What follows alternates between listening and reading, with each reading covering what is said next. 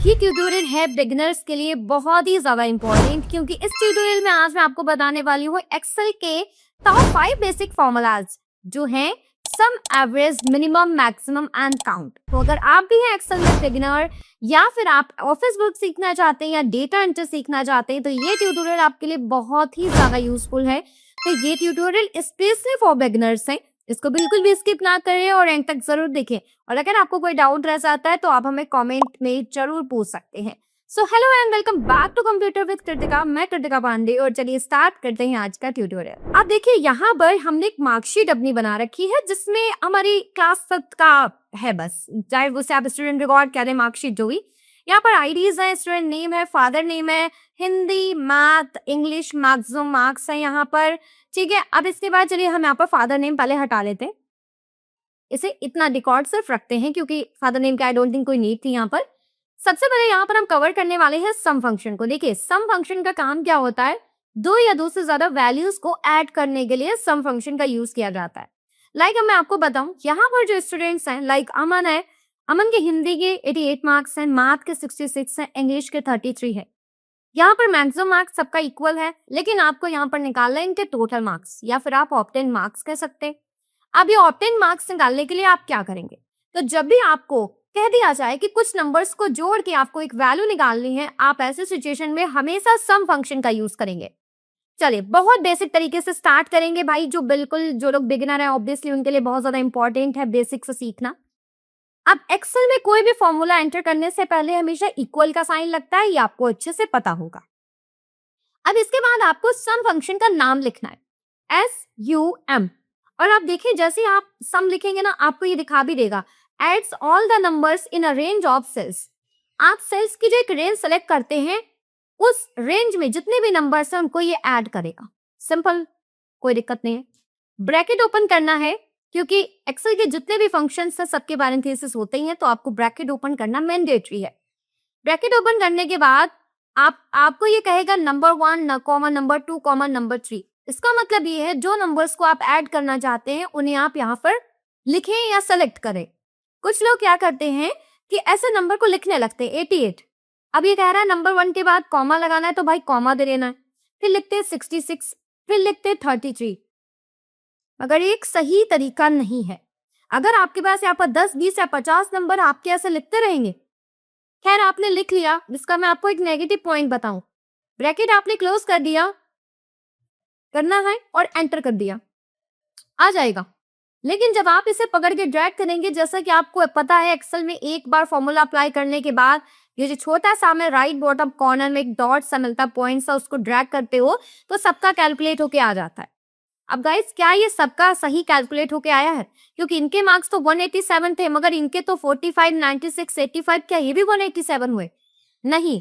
तो ये एक्चुअली क्यों नहीं आया? क्योंकि आपने नंबर मैनुअली दिए हैं। अगर इसकी जगह पर आपने सेल्स को सेलेक्ट किया होता, ये जो सेल है ना, इनको आपने सेलेक्ट किया होता तो सही कैलकुलेशन होती। अब यहाँ पर भी कुछ लोग क्या करते हैं, हिंदी के मार्क्स को सिलेक्ट करते हैं, कॉमा मैथ को सिलेक्ट करते हैं, कॉमा इंग्लिश को सिलेक्ट करते हैं। हालांकि इसमें कोई प्रॉब्लम नहीं है, लेकिन यहाँ पर आपको तीनों अलग अलग क्यों सिलेक्ट करने हैं? अभी 30 नंबर होंगे तो क्या एक ही करके सिलेक्ट करेंगे? तो मैं आपको पहले वो सारी मिस्टेक्स बता रही हूँ जो लोग करते हैं, और फिर आपको बताऊंगी करेक्ट वे क्या है। एंटर करोगे तो सही कैलकुलेट करेगा, ड्रैग करोगे तो भी आपको सही कैलकुलेट करके देगा। क्योंकि इस बार आपने सेल के एड्रेस को सिलेक्ट किया है, और ड्रैग करके ये सही क्यों देता है? क्योंकि यहाँ पर देखिए अभी C3, D3 और E3 सिलेक्ट है। जब आप नीचे वाले में आओगे तो इसने फिर अपने आप C4, D4, E4 का सिलेक्ट किया होगा। ऐसे ही देखिए अपने आप से देखिए सही सिलेक्शन करता आता है ड्रैग करने से, अगर आपने सेल सिलेक्ट किया है। लेकिन अब हम समझते हैं बहुत इजी तरीका, इक्वल सम, ब्रैकेट ओपन, और अब आपको इस रेंज को एक साथ ऐसे सेलेक्ट कर लेना है तीनों को। तो लिख के आएगा C3 से E3 तक सिलेक्ट हुआ है। अब कुछ लोग कहते हैं मैम C3 सिलेक्ट हुआ है, E3 सिलेक्ट हुआ है, D3 कहाँ चला गया? गाइस वो गया नहीं है। एक्चुअली ये स्टार्टिंग सेल दिखाता है और एंड सेल दिखाता है, बीच के सेल्स नहीं दिखाता है, जैसे तो बहुत लंबा हो जाएगा ना। एंड बस अब आपको ब्रैकेट क्लोज कर देना है एंड एंटर कर देना है। अब आप इस तरीके से करेंगे तो आपके लिए इजी रहेगा। फॉर दोज जिनको सिलेक्शन करना नहीं आ रहा है या नहीं करना चाह रहे हैं या माउस नहीं है, उनके लिए एक इजी तरीका और है कि भाई जब आप इक्वल सम लगाते हो, अगर आप सेलेक्ट नहीं करना चाहते हो तो आप मैनुअली सेल का एड्रेस दे दो। ये देखिए ये C3 सेल है, C3 लिख दीजिए, बीच में आपको शिफ्ट के साथ कॉलन देने हैं, देन आपको एक लास्ट वाली जो आपकी सेल है उसको आपको लिख देना है यहाँ पर, तो बीच का वो ऑटोमेटिकली सिलेक्ट कर लेता है। ब्रैकेट क्लोज कर देना है। आप देखेंगे यहाँ पर सिलेक्शन अपने आप हो चुका है, सिर्फ आपके लिख देने से, एंटर करिए तो भी हो जाएगा। ये होता है हमारा सम फंक्शन। अब बात करते हैं अगला हमारा मिनिमम फंक्शन आता है। इसका नाम, अच्छा यहाँ पर एवरेज फंक्शन भी था जो कि यहाँ से गायब हो गया है। चलिए हम एवरेज को कहीं यहाँ पर लिख लेते हैं। तो यहाँ पर जो मिनिमम फंक्शन है पहले उसे ही कवर कर लेते हैं। देखिए मिनिमम और मैक्सिमम दो फंक्शन होते हैं, दोनों बिल्कुल ऑपोजिट है एक दूसरे से। मिनिमम मतलब जो आपको लोएस्ट वैल्यू फाइंड आउट करके बताएगा, और मैक्सिमम मतलब जो आपको लार्जेस्ट वैल्यू फाइंड आउट करके बताएगा।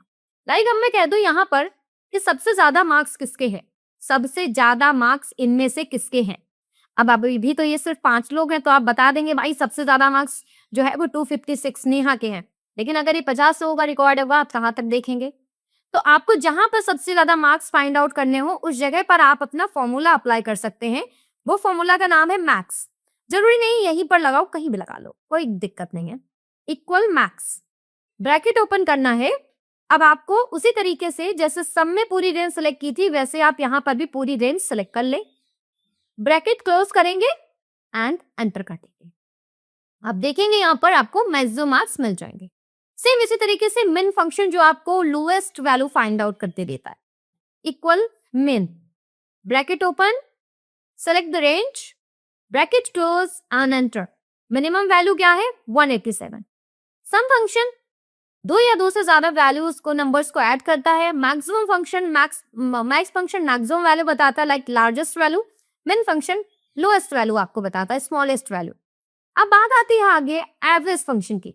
तो गाइस एवरेज फंक्शन का काम क्या होता है कि जब मैं कह दूं कि भाई ठीक है आपका टोटल मार्क्स सबका इतना इतना आया है, लेकिन अब बताओ आपके यहाँ एवरेज रिजल्ट कितने नंबर गया है, मतलब एवरेज जो एक रिजल्ट गया है वो कितने मार्क्स का गया है। वैसे ज्यादातर ये परसेंटेज में निकाला जाता है कि एवरेज परसेंट आपके यहाँ का एवरेज परसेंटेज क्या रहा है। क्योंकि हमने यहाँ पर परसेंटेज निकाला नहीं है, लेकिन मैं आपको यहाँ पर फटाफट से परसेंटेज भी निकाल देती हूँ। तो परसेंटेज निकालने के लिए बहुत आसान है, total marks divided by 3, enter कर दिया। ये देखिए सबके यहाँ पर परसेंटेज आ गए हैं। ये मैं आपको सिखाऊंगी कि कैसे जो है बनाते हैं मार्कशीट पूरी। तो ये देखिए परसेंटेज आ गई। अब अगर मैं कह दूं आपके यहाँ का एवरेज कितना परसेंट रिजल्ट गया है, तो गाइस आप यूज करेंगे यहाँ पर एवरेज फंक्शन। बहुत आसान है, कोई दिक्कत नहीं है। देखिए आपको सिंपली क्या करना है, सम की तरह बिल्कुल फंक्शन अप्लाई कर लेना है, इक्वल AVERAG। एक चीज और बता दूं, आप अपने फंक्शंस को स्मॉल लेटर में भी लिख सकते हैं, मैं इसलिए कैपिटल में लिख रही हूँ ताकि आपको देखने में आसानी हो। एंड सेम उसी तरीके से एवरेज लिखने के बाद ब्रैकेट ओपन करने के बाद आपको अपने सारी परसेंटेज को सिलेक्ट कर लेना है। अगर नंबर वाइज होता तो नंबर को सिलेक्ट कर लेते। Bracket close and enter. अब देखिए एवरेज जो आपके यहाँ का परसेंटेज गया है वो है 72.40। ये होता है एवरेज फंक्शन का काम। एंड हमारा नेक्स्ट एंड लास्ट फंक्शन आता है count function. Count function actually count करके बताता है कि टोटल कितनी सेल्स में न्यूमेरिकल डेटा है। समझना, यहाँ पर इतनी सारी सेल्स में डेटा लिखा हुआ है लेकिन सब में न्यूमेरिकल नहीं लिखा हुआ है। कुछ में न्यूमेरिक है एंड कुछ में अल्फाबेटिकल डेटा है, कुछ में नंबर्स हैं कुछ में अल्फाबेट्स हैं।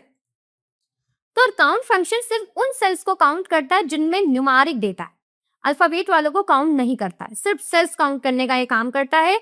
कैसे करता है देखिए, इक्वल काउंट, ब्रैकेट ओपन, बस आप अपनी रेंज सेलेक्ट करें। लाइक अगर हमने यहां से ये इतनी पूरी रेंज सेलेक्ट कर ली, नेम से लेकर टोटल मार्क्स तक की, ब्रैकेट क्लोज किया, एंटर किया, इसने बताया 25 इसने बताया टोटल सेल्स हैं। अगर देखा जाए तो भाई 1 2 3 4 5 5 2 10 15 20 25, लेकिन सेलेक्ट तो हमने इसे भी किया था ना, नेम्स को भी, उसको इसने काउंट करके नहीं बताया। तो ये उन सेल्स को काउंट नहीं करता जिनमें अल्फाबेटिकल डेटा है, सिर्फ न्यूमेरिक्स को काउंट करता है, ब्लैंक सेल्स को भी काउंट नहीं करता है। सो गाइस ये था हमारा आज का ट्यूटोरियल। आई होप आपको अच्छे से समझ में आ गया होगा। और सारे फॉर्मूलाज के लिए हमें कमेंट में बताएं आपको नेक्स्ट कौन से फॉर्मूला सीखने हैं। वीडियो में अगर कोई डाउट रह गया हो आपको तो प्लीज वो भी आप हमें कमेंट सेक्शन में पूछ सकते हैं। वीडियो पसंद आई हो तो लाइक करें, ज्यादा से ज्यादा शेयर करें, हमारे चैनल को सब्सक्राइब करना बिल्कुल भी ना भूलें। हम मिलते हैं नेक्स्ट ट्यूटोरियल में। Till then keep learning and keep exploring. Bye.